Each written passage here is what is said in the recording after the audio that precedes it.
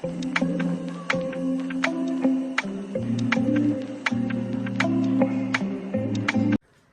guys, this is Manya and I'm back again with a new vlog. So all the students who are moving to Canada, आप लोगों ने medical exam तो दिया ही होगा. So आज के vlog में मैं उसी के बारे में बात करूँगी. मेरा एक्सपीरियंस कैसा था इस पूरे चेकअप का एंड कैसे मैंने अप्लाई किया था, कैसे मैंने अपॉइंटमेंट बुक करवाई थी और क्या क्या डॉक्यूमेंट्स मैंने कैरी किए थे और कितनी फ़ीस मैंने पे की थी. और आपको ये भी पता होना चाहिए कि आपको पहले फ़ीस पे करके जाना है कि आप वहाँ जाके पे कर सकते हो. सो मैं आगे बताती हूँ कि कैसे पूरा प्रोसेस रहता है.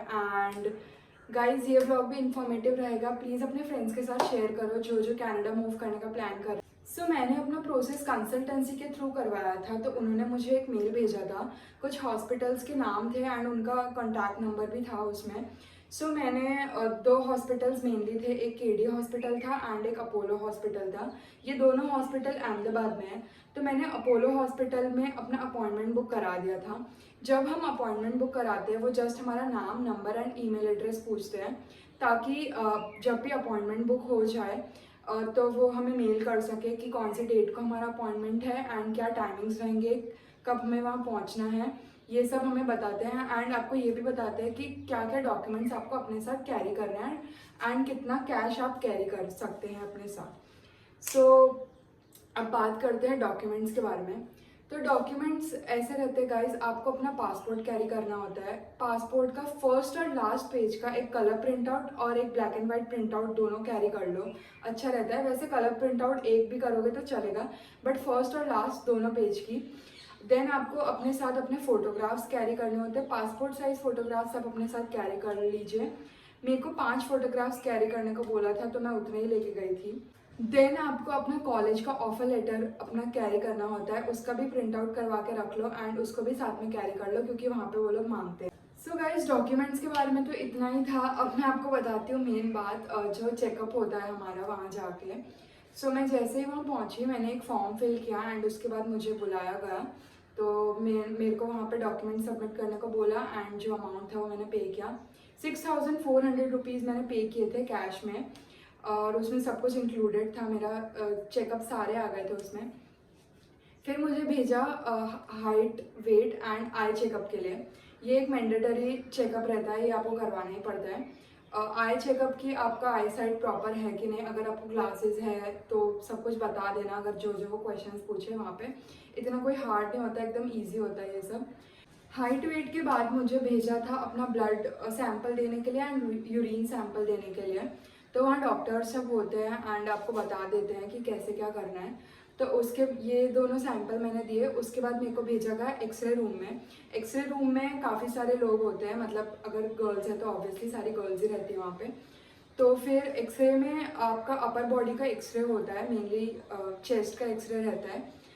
तो वो लोग आपको बोलते हैं कि आपको अपर बॉडी के क्लोथ्स निकाल के एक एप्रन पहन लेना होता है ताकि प्रॉपर एक्सरे हो पाए.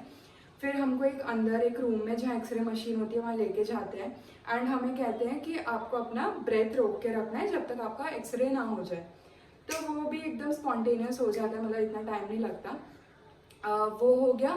देन उसके बाद आपको भेजते हैं फिजिकल एग्जामिनेशन के लिए जो कि डॉक्टर लेता है. सो डॉक्टर के पास जाने के टाइम मतलब जाते हैं जब हम, तो डॉक्टर हमसे बेसिक क्वेश्चंस पूछता है कि आपको कोई डिजीज़ तो नहीं रहा है, मतलब पहले आपको कभी फ्रैक्चर वगैरह नहीं हुआ है, ये सब हमसे पूछता है. और बस वो अपना स्टैम्प मार के दे देता है. आप लोग को वहाँ पे सब कुछ सच सच बताना है.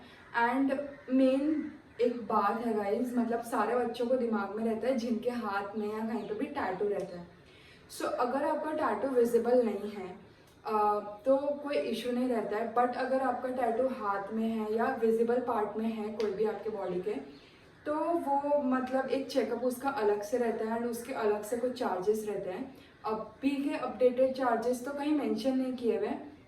अगर मुझे पता चलेगा तो मैं आप लोगों को बता दूंगी.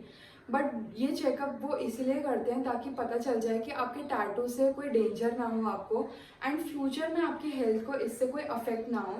बस उनको यही जानना होता है, इसीलिए वो आपका ये टेस्ट करवाते हैं. बाकी कोई इशू नहीं आएगा आपके टैटू से, मतलब कोई टेंशन लेने की बात नहीं है.